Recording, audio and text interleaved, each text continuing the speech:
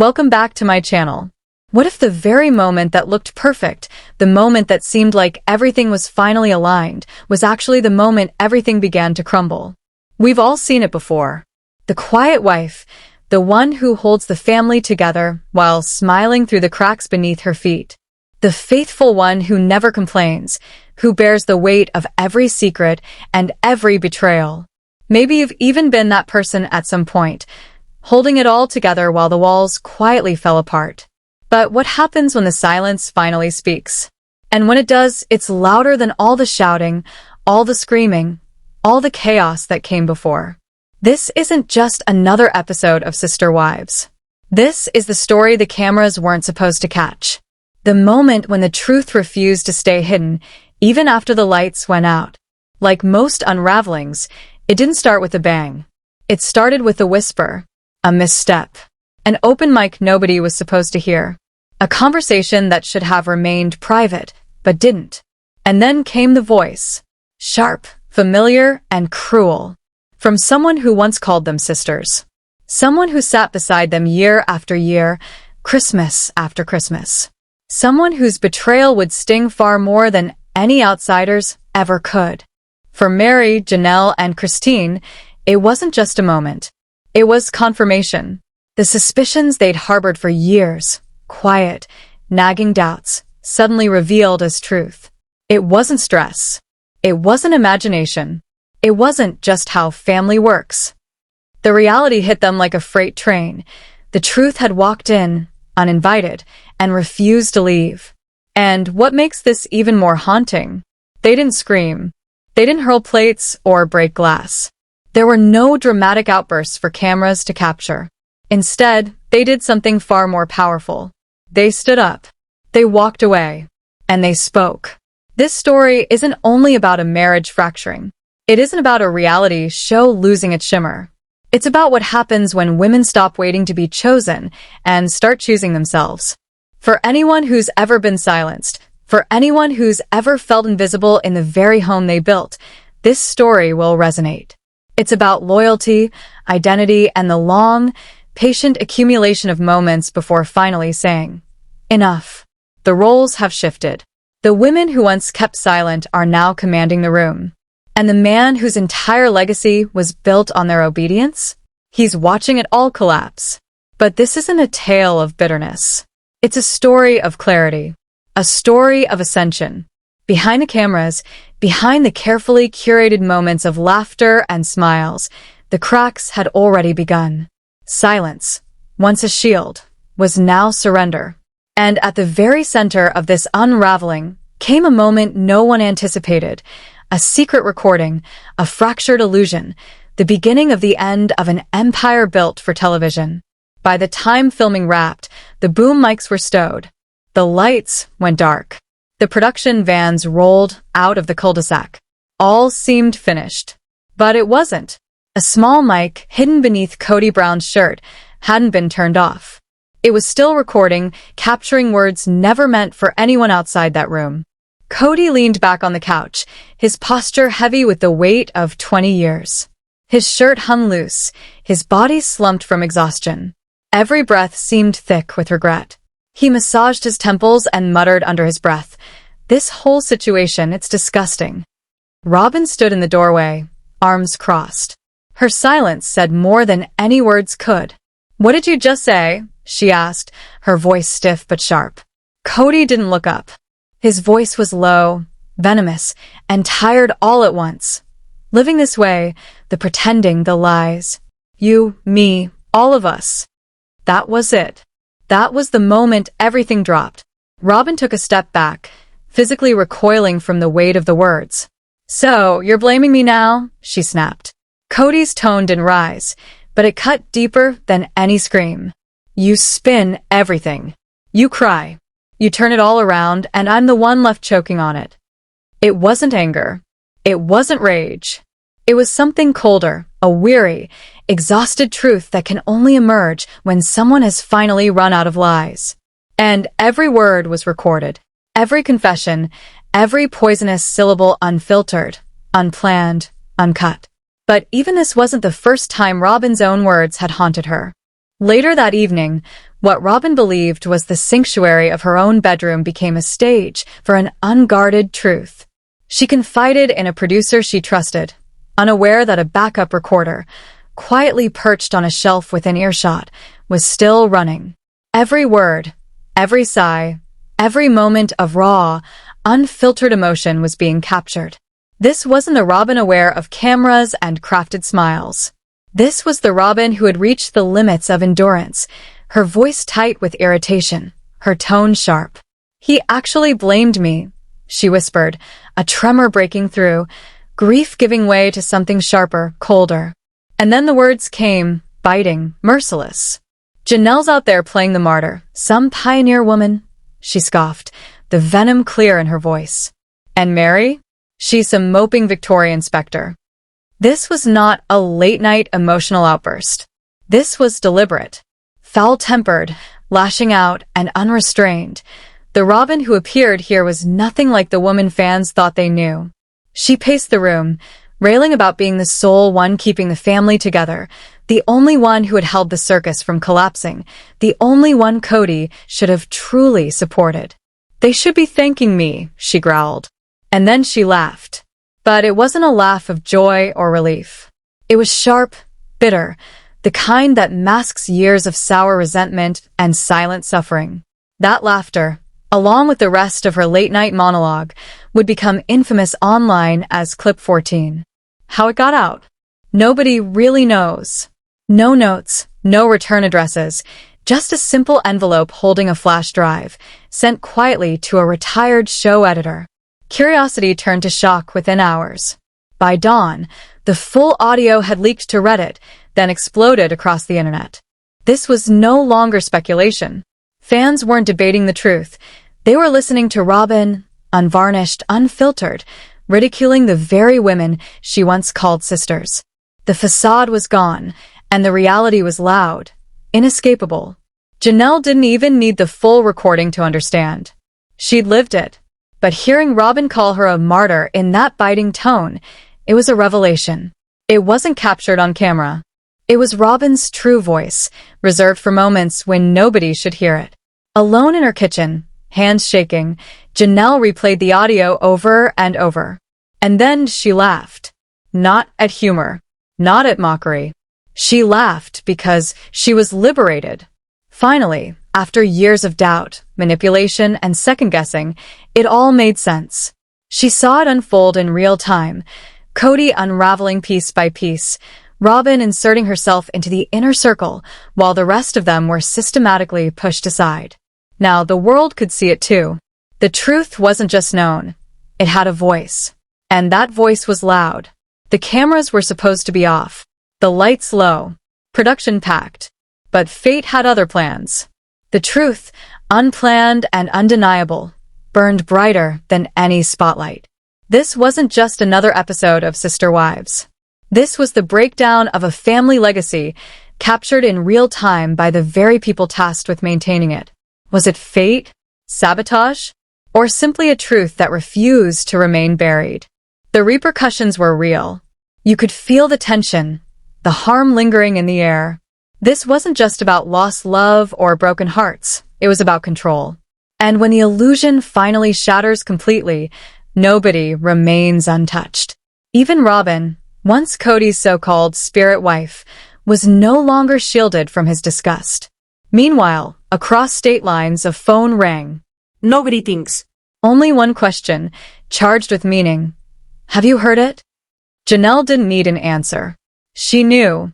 Years of rivalry, uncertainty, and hidden truths were finally resolved. She and Christine, both having sacrificed more than anyone could see, one openly, one quietly, were finally aligned. The family they had tried to preserve, the sacrifices they had made, the dream of something enduring, it was gone. Christine was finished. Finished playing games. Finished apologizing. Finished waiting for a family that no longer existed. And in that silence, in that revelation, the power had shifted. The time for sitting back and letting Robyn play the victim, manipulating from behind the scenes, was over. That carefully constructed mask she had worn for years had finally slipped, and beneath it, Christine saw the truth. This woman had never truly been one of them. She had only pretended long enough to gain power. Meanwhile, in Pirowin, Meri stared down at a typed copy of Robyn's words, not reading, but mourning them as if they were etched into stone. For years, she had clung to hope. Faithful enough. Patient enough. Perhaps, just perhaps, Cody would notice her again. But to be called a tragic Victorian ghost, that was no cruel joke. That was the final curtain dropping. Humiliating. Definitive. It wasn't rage that took hold. It wasn't a loud, boisterous breakdown. It was smaller, sharper, clearer. Determination. Meri finally saw the reality before her. She no longer needed to hold onto a family that had quietly erased her behind closed doors. The only path forward was to walk out that very door and close it firmly behind her. Nobody expected the aftermath to make headlines, but it did. And when it did, it hit like a thunderclap across the internet. That raw, unedited tape was uploaded anonymously, and it traveled farther than any TLC promo ever could. Reddit communities erupted. Instagram reels looped every biting word Cody muttered about Robyn, alongside images of her wiping away staged tears on camera. What had once been meticulously orchestrated for reality TV had become raw, real, unflinching reality. Audiences weren't passive observers anymore. They were investigators, connecting dots, timestamping moments, and inundating comment threads with outrage, personal, visceral, undeniable. The polished veneer of reality television had peeled away. No PR spin could cover it. Inside TLC, panic spread like wildfire. Executives huddled in closed-door meetings, lawyers debated NDA violations and potential lawsuits, but producers, they saw something different. "We don't need a script anymore," one grumbled. Meanwhile, a former editor, reserved and quiet for years, came forward. He had leaked the tape, not for revenge, but out of exhaustion. The weight of secrets he had carried for too long demanded release. That tape wasn't just an audio file. It was an act of reckoning, a moment of justice. Back in Flagstaff, Janelle's phone blew up. Her family group chat was chaos. Links, screenshots, comments, reactions, even the younger kids, normally shielded from the family drama, were seeing it unfold in real time. Gabe, usually the quiet one, sent one short, sharp message. It wasn't disbelief. It wasn't surprise. It was acknowledgement. Years, decades, of being dismissed, ignored, forgotten, now validated. Janelle sat on her couch, replaying the clip over and over on her phone. But she didn't cry. She didn't explode. She was serene, calm, like the storm had finally passed. The truth had fallen exactly where it needed to, laid bare for all to see. Meanwhile, Meri read the transcript again and again, every word pressed down like a stone on her chest. She had endured Cody's coldness, his distance, his absence. She had grown accustomed to it. But Robyn's words? Calling her a Victorian ghost? That cut differently. That was betrayal, intentional, precise, profound. It wasn't Cody's voice that wounded most. It was Robyn's, sharp, sneering, self-righteous. With Cody, Meri had been braced for abandonment. With Robyn, she had hoped for sisterhood. Connection. A glimmer of kindness. Instead, she saw something far worse. Robyn hadn't merely tolerated her silence, she had thrived on it. Built a center of power atop women too weary to resist. That had been the game. And Meri was finished playing. She sat at her computer, hands trembling.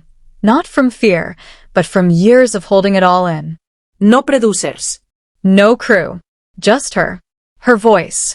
Her truth. Trembling at first, but unbroken.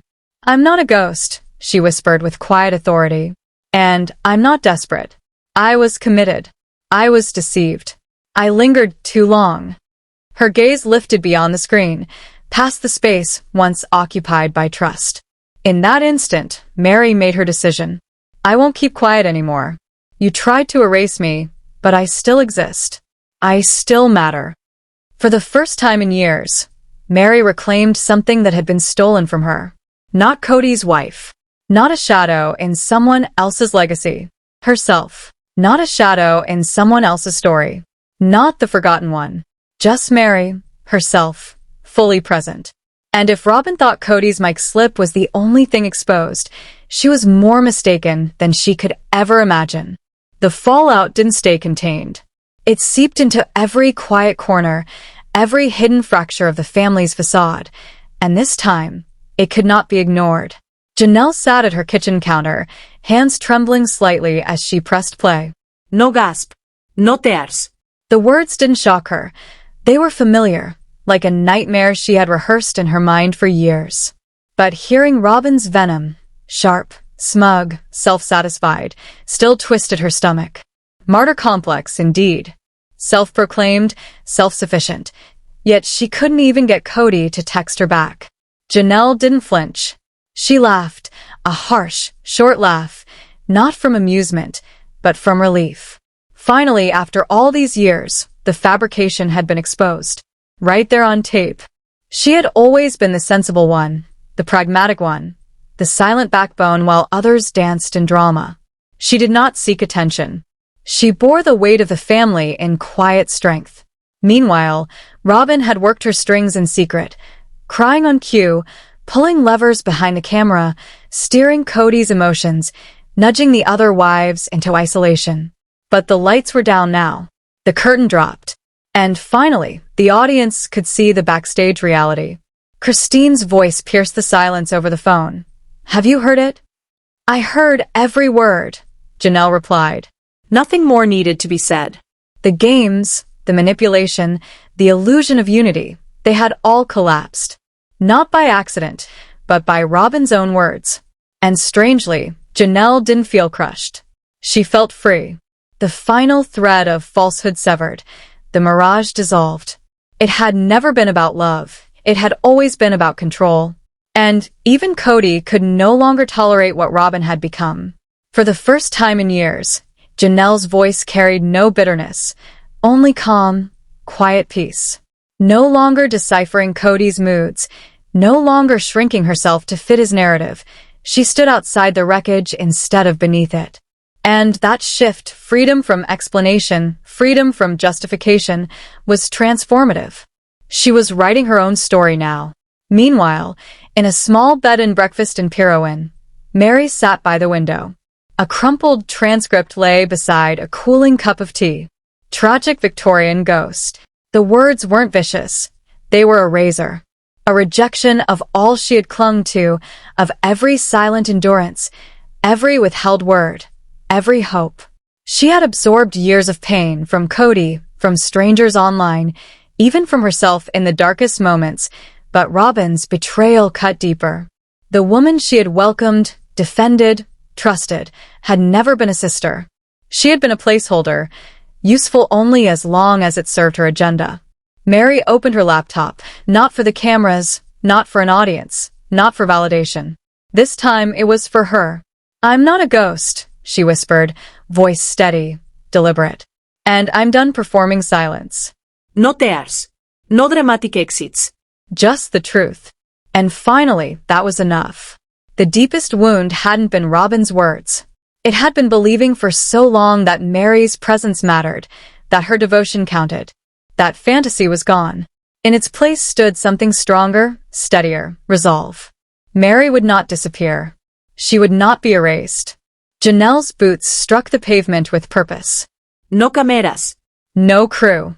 Just her, and a crumpled transcript in her pocket. Steel in her eyes. She wasn't entering a fight. She was entering the truth. Robyn had mocked her, called her a martyr with issues, but martyrs don't collapse. They rise. Years of raising children mostly alone, enduring emotional neglect, being the quiet backbone pushed to the periphery, they had all led to this moment. Robyn, the one who profited most from Janelle's muteness, could no longer dictate the narrative. The door groaned open. Robyn stood there, arms crossed, eyes red but hard. Janelle didn't see sadness. She saw self-pity. And Janelle, Meri following silently behind, took their places at the old wooden table. A table that had once hosted birthdays, holidays, and fraught family meetings, now transformed into a war zone. Janelle broke the silence. You don't get to cry and play victim while mocking the women who built this family. Robyn blinked, caught off guard. Meri's voice, shaking slightly yet edged with steel, added, You called me desperate. You thought I wouldn't hear it. Say it to my face now. Robyn faltered, her rehearsed composure gone. She stuttered, grasping for a mask that would no longer fit. What followed wasn't a television-style screaming match. It was a reckoning. Janelle's placid authority cut deeper than rage ever could. She recounted years benched, sacrifices made, sorrow absorbed alone. Robyn attempted defense, but there were no apologies. Only exposure. Outside, the wind bit sharply. Meri tugged her shawl tighter. Janelle exhaled a breath she hadn't realized she'd been holding. No reconciliations. No hugs. No, let's fix this. But a subtle, profound shift had occurred. Freedom. Autonomy. They were no longer seeking Cody's validation. No longer contorting themselves to fit a system that never accommodated them. No longer acting out roles in a long-since meaningless production. Robyn slumped at the table. Her tears fell. Not pity, not performance, but disbelief. Power was gone. Her words, once instruments of control, now strangled her. Cody had overheard everything. He hadn't defended her. Not anymore. Miles away, Cody replayed the recording, silent. No anger. No indignation. Just slow, bitter realization. The empire he had built, sustained by emotional manipulation, strategic quiet, and unchallenged authority, had crumbled from within. The wives weren't rebelling. They were simply leaving, deliberately and silently, rewriting the narrative without him. He hadn't lost marriages. He hadn't lost a show. He had lost control. Janelle and Meri walked to their cars, not looking back. Power long hidden behind silence and obedience was now theirs. Not because they were fixed, but because they were honest. They were no longer wives. They were witnesses, survivors, reclaiming their voices. No fireworks marked their triumph. Only silence. For Robyn, a house once filled with family vibrance echoed only with her own breathing. No texts. No calls. No reminders of relevance. Silence. At last, it had caught up with her. Her pedestal had cracked. Cody's silence, the true gravity, had shifted. He had not abandoned her, but the world she had known had. In Pirowin, Meri returned to her B&B. Not victorious. Not serene. Just changed. A cold cup of tea in hand, consumed alone. Janelle returned home to a different kind of silence. Not lonely, but enveloping, complete, filled with certainty. Her phone buzzed with messages from the kids. Love, memes, jokes. She laughed. A genuine laugh, small but enough. Online, the clip continued its viral spread. But the real power wasn't the leak. It was what followed. Robyn had been outed, yes, but more importantly, Meri and Janelle had reclaimed themselves. And Cody, he finally understood the cost of his grip, the consequences of the control he had taken for granted. And in that reckoning, perhaps, a small chance for healing could begin.